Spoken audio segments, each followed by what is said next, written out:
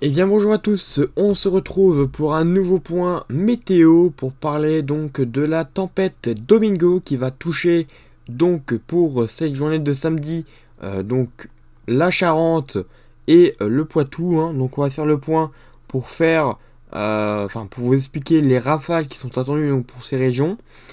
Tout d'abord j'aimerais revenir sur la tempête, hein, la tempête Ciaran qui a touché donc la Bretagne, la Normandie et les Hauts-de-France. On a une dépression plus creuse, et plus voilà, avec des vents plus forts. Je vais vous faire voir tout de suite avec les vents en rafale, faire un petit bilan déjà là-dessus. Donc on voit que on a eu beaucoup de vent essentiellement du côté de la Bretagne. Ensuite on en a eu également du côté de la Manche. Et ensuite on en a eu du côté des Hauts-de-France. On a eu de très fortes rafales. Mais en général sur toutes les côtes on a eu de fortes rafales de vent. Donc liées à cette tempête. Et progressivement elle s'évacue en direction donc de la mer du Nord. Et c'est un temps assez... Vas-y. Assez... on va dire assez humide qui va nous concerner. Voilà, c'est assez humide. Donc pour cette journée de demain notamment, hein, on attend encore quelques averses, quelques pluies et quelques averses qui devraient circuler. Pas forcément accompagnées de vent, sauf du côté de l'Aquitaine, hein, où là on pourrait avoir des rafales parfois assez conséquentes, parfois sous ligne de grain. Donc pourquoi pas quelques coups de tonnerre d'ailleurs.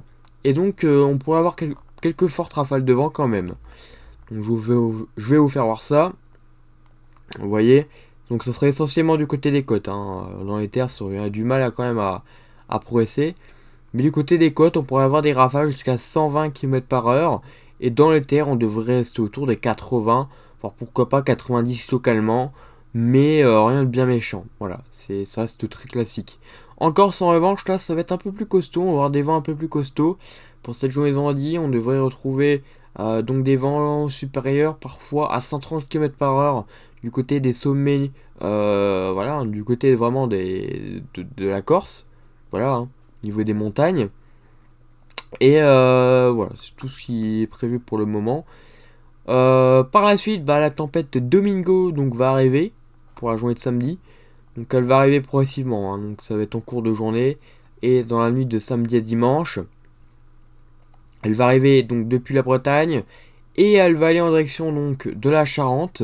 Elle va progresser donc assez rapidement, hein, comme la première.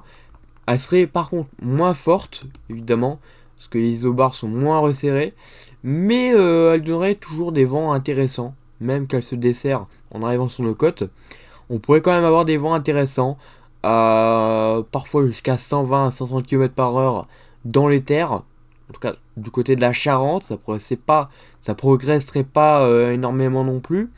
Mais quand même, du côté de la Charente, ça pourrait bien souffler. Dans les terres, ça pourrait également souffler jusqu'à 100 km par heure.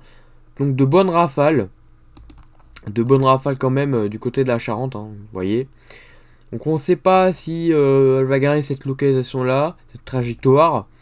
Mais tout ce qu'on sait, c'est que les vents seraient quand même assez puissants pour une tempête. Et donc voilà, ça serait qualifié de tempête. Donc ensuite, tout ça devrait progresser donc, dans les terres. Avec des rafales qui seraient moins conséquentes. Mais pouvant quand même donner parfois, alors s'il y a des averses et des grains, quand même du 100 km par heure à l'intérieur, voire plus. Donc, il faudra surveiller Arôme, il faudra surveiller ce qu'il en dit. Mais déjà, sur les côtes, on pourrait avoir des rafales jusqu'à 120 km par heure. Déjà, 130, c'est pas impossible non plus. Du côté des côtes, on pourrait aller jusqu'à 140. Donc, c'est une belle tempête quand même. Voilà, c'est une tempête classique, mais une tempête quand même. Voilà. Donc la tempête Domingo va traverser la France. Elle serait d'ailleurs assez grande, hein. Alors c'est vrai qu'au niveau des vents les plus forts, ça concernerait que quelques régions. Mais c'est vrai qu'elle est quand même assez grande et elle va nous donner un temps à s'agiter sur une bonne partie du pays quand même. On aura des lignes de grain, on aura pas mal de choses. Donc on aura quand même du vent sur une bonne partie de la France. Et voilà, pas forcément des vents extrêmement forts, hein, comme on a pu voir avec la tempête Ciaran, mais des vents quand même assez importants. Voilà, dans les terres. Ça pourrait quand même faire quelques dégâts. Au niveau des arbres encore, hein, une nouvelle fois, hein. Donc Faudra la suivre quand même. Faudra suivre cette template. Faudra suivre les modèles à maille fine. Je vais quand même vous faire voir un petit peu Icon.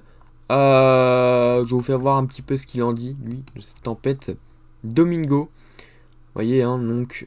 Alors, ils sont pas très. Ils sont pas en accord sur la localisation, en tout cas cette trajectoire. Et sur les vents, c'est un peu plus faible sur Icon. Mais bon, voilà, ça reste quand même une tempête. On a quand même du 90-100 dans les terres.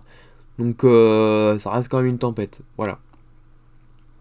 Et du coup, sur les côtes, ça pourrait souffler jusqu'à 120, voire pourquoi pas 140. Voilà. Donc là, c'est par rapport au modèle Icon, hein. Bien sûr, il y a d'autres modèles après. Mais voilà, ils sont peut-être moins intéressants pour les rafales. Voilà. Vous voyez. Donc, le scénario de GFS et Icon pourrait donner des rafales assez conséquentes quand même dans les terres. Jusqu'à 100 km par heure. Donc c'est classique, hein. Mais ça peut faire des dégâts. Donc faut rester prudent quand même. Voilà. Donc pas grand chose à rajouter, hein, sur cette dépression, hein, qui est une nouvelle fois assez creuse. Voilà, je vais vous faire voir. 965 en arrivant près des côtes. Donc elle est quand même assez creuse. Elle est quand même assez creuse. Même si les isobars sont pas très resserrés, ça pourrait donner des vents assez importants quand même. Donc voilà. Faut pas oublier que c'était une bombe météorologique. Ça l'est encore, hein, mais voilà. Là, ça devient un peu moins. Donc ensuite, bon, elle va se diriger du côté de la Belgique.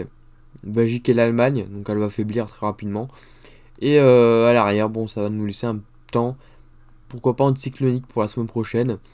Avant le possible retour de perturbations avec un flux océanique qui redeviendrait normal. Avec une nouvelle fois un flux océanique. Bien sûr, on en reparlera, hein, mais possiblement encore des tempêtes ou des coups de vent. Voilà, coups de vent ou tempête la semaine prochaine ou la semaine d'après. Donc voilà, c'est pas fini l'agitation, il y en aura encore.